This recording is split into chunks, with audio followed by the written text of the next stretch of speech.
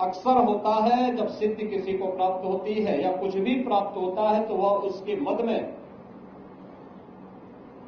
फिर कुछ नहीं देखता, किसी को नहीं समझता। प्रभुता पाई काई मद नाही, संत तुलसीदास जी ने भी कहा।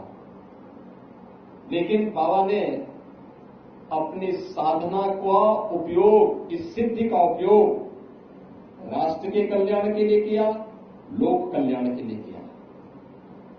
उस समय की समाज की बिगड़ती हुई स्थिति को एक देखते हुए कि देश क्यों गुलाम हुआ, क्यों विदेशी आक्रांता सफल हुए।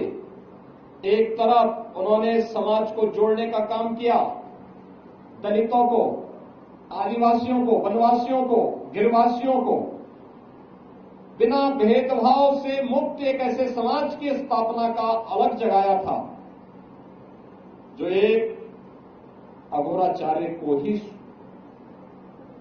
के द्वारा ही संभव था, एक योगी के द्वारा ही संभव था, एक संत के द्वारा ही संभव था। उच्च कुलीन परिवार में जन्म लिया, लेकिन उन्होंने कहा नहीं, छूत अस्पृश्यता के भाव को त्यागना होगा, तभी ये देश सुरक्षित हो पाएगा।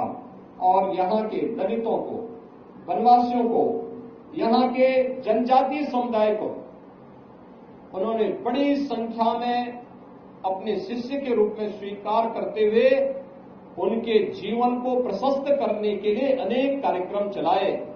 तो दूसरी तरफ मुगल आक्रांताओं को भी उन्होंने उस समय सबक सिखाने के लिए सांझा को भी डपट करके भगाने का काम किया था, जो उनके चमत्कार को देखने की प्रतीक्षा कर रहा था। उन्होंने विदेशी आक्रांता उस समय के जो शासक थे उनको फटकार लगाई थी। यानी ये चीजें दिखाती हैं एक संत और एक योगी सत्ता का गुलाम नहीं होता है, बल्कि वह अपने कदमों पर उन्हें चलने के लिए मजबूर करता है।